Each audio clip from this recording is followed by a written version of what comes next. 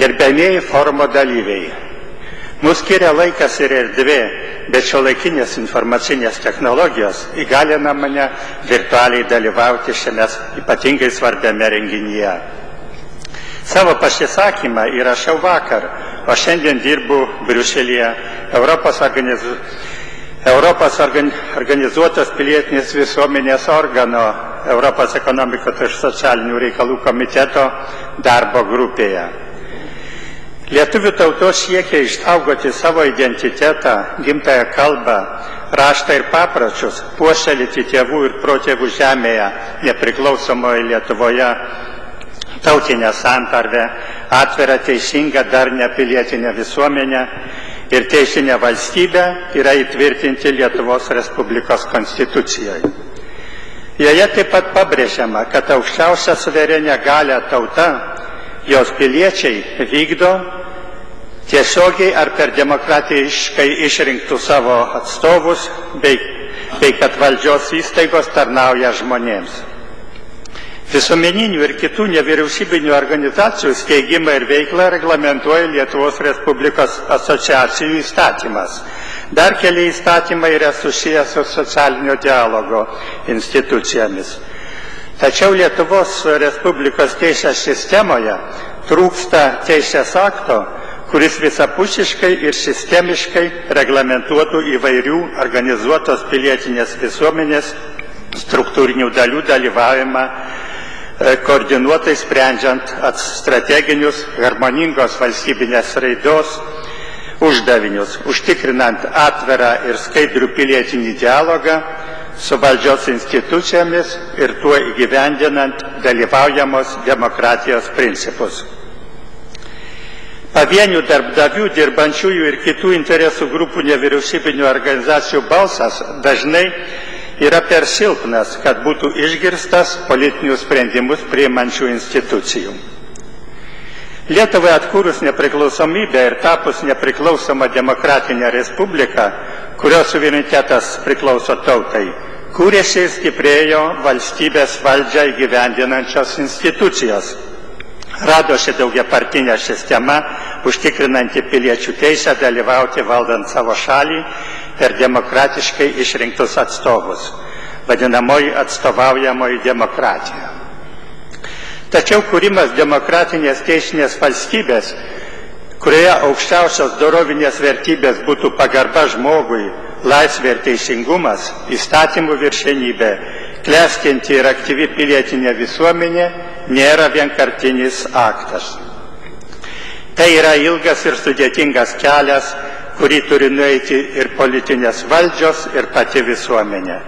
Ta kelią sutrumpinti ir šiek tiek išlyginti galėtų tiesioginis, aktyvesnis, organizuotos pilietinės visuomenės balsas, patarimai ir rekomendacijos politiniai valdžiai, vadinamoji dalyvaujamoji demokratija, tiesioginis pilietinis dialogas su politinė šalies valdžia. Priminsime, kad laisvose demokratinėse šalyse vienu pagrindinių realios demokratijos buvimo rodiklių laikomas stiprus, girdimas pilietinės visuomenės balsas, į kurį realiai įsiklausoma priimant politinius sprendimus. 21 iš 27 ES valstybių tai įgyvendinama įsteigiant, numatant tai šalies konstitucijoje ar priimant atskirą įstatymą, nacionalinės ekonomikos ir visuomenės reikalų tarybas arba komitetus. Jau Romos sutartimi buvo įkurtas Europos ekonomikos ir socialinių reikalų komitetas. Aš esu vienas jo Lietuvos atstovų, tarnaujantis tiltų tarp organizuotos pilietinės visuomenės ir politinės valdžios. Lisabono sutartyje dar labiau išryškintas jo vaidmuo. Tačiau Lietuva kol kas priklauso tai nedideliai ES valstybių grupiai, kuriuose nėra tokio organo, nors raginimų jį kurti tiek iš Lietuvos visuomeninių organizacijų, tiek iš Briuselio pusės buvo ne vienas.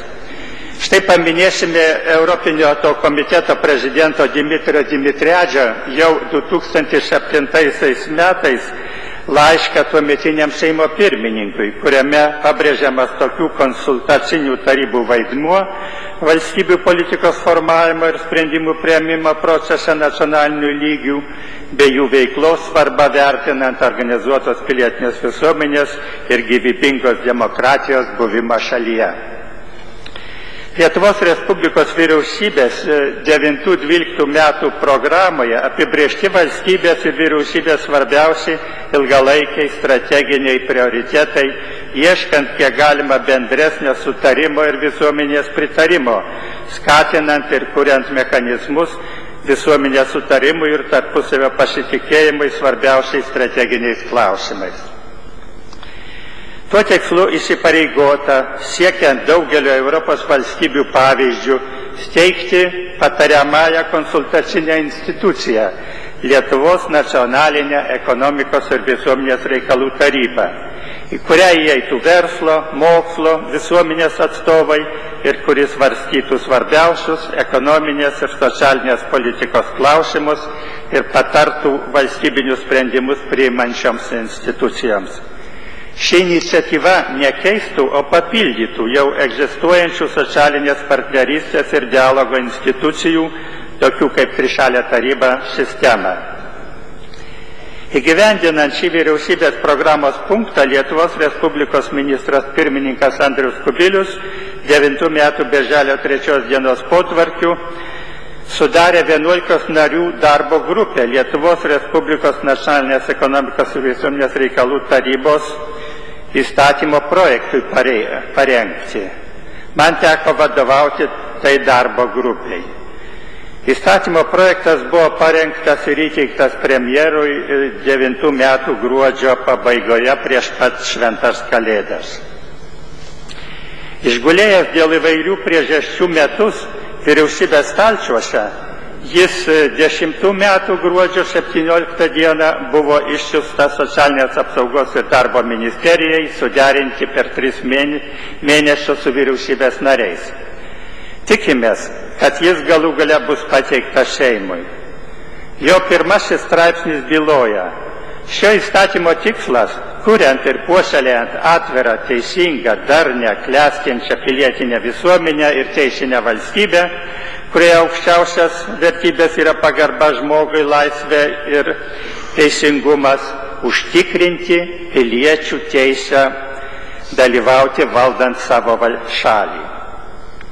Įstatymo paskirtis apibrėžti Lietuvos Respublikos nacionalinės ekonomikos ir visuomenės reikalų tarybos kaip nepriklausomos Lietuvos Respublikos Seimo, Respublikos prezidento ir vyriausybės patariamosios institucijos statusą, teisinius veiklos pagrindus, misiją, uždavinius ir kompetenciją, o taip pat sudarimo ir darbo organizavimo principus.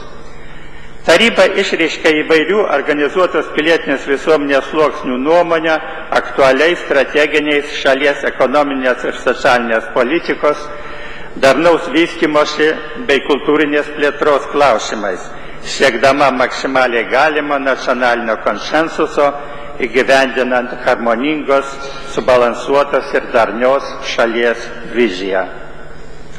Tos tarybos įkūrimas ir aktyvi jos veikla neabejotinai prisidės prie socialinio dialogo transformacijos į pilietinį dialogą, prie nacionalinės santarvės didėjimo, piliečių pasitikėjimo išrinktąją valdžią stiprėjimo, Europos socialinio modelio įgyvendinimo Lietuvoje ir sėkmingos Lietuvos valstybės integracijos į Europos ir Europoatlantinės struktūras.